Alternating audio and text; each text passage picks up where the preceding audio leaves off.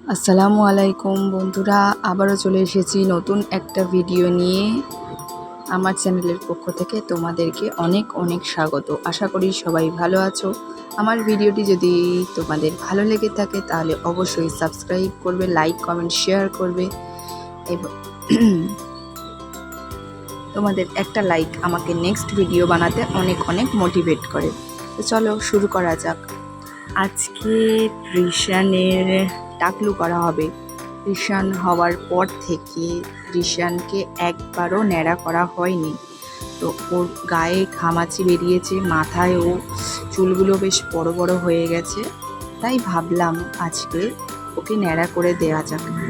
Actually ওর বাবা রাজি নয় যে ওকে ন্যাড়া করিয়ে দেওয়ার জন্য, কিন্তু এত পরিমাণ গরম আর ওর গায়ে গরমের র্যাশ বেরিয়ে গেছে, তো সেই জন্যই বললো যে ঠিক আছে চলো তাহলে আজকে ন্যাড়া করে দেওয়া যাক।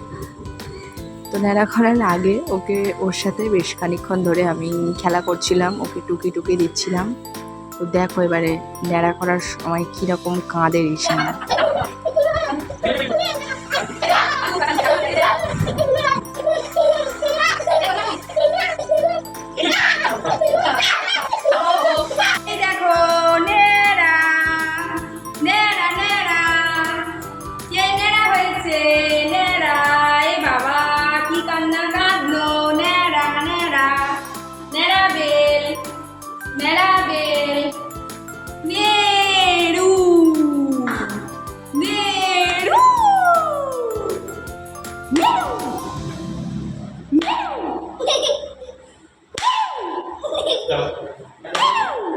দাঁড়াও,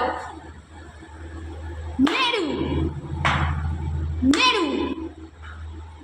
এখন হাসি হচ্ছে, এখন হাসি হচ্ছে। টাটা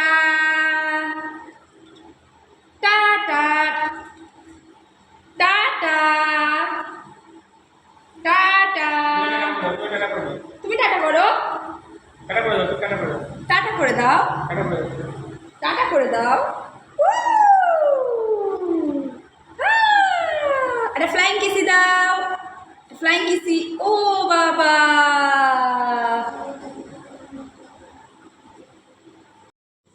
দেখতেই পেলে রিশান কেমন কান্না কাঁদলো। তারপরে একটা বুদ্ধি বের করে রিশানকে গান করে, ছড়ার গান করে রিশানকে থামিয়ে আমরা মজা করে জিজ্ঞাসা করেছি, রিশান তুমি ন্যাড়া হবে? আর কি ন্যাড়া মাথা নেড়ে বলছে না না, ফ্যান চলছিল গরমের মধ্যে। তারপরে রিশানের পাপা বলছে রিশান সমস্ত বারান্দায় চুল ভর্তি হয়ে গেছে, না না না না না, ঝাড়ু দিয়ে পরিষ্কার করতে একটু আধটু করে কথা বলা শিখছে এখন। না হ্যাঁ দাদা পাপা মামা নানা, তারপরে মাম্মাম, এসব বলা শুরু করে দিয়েছে।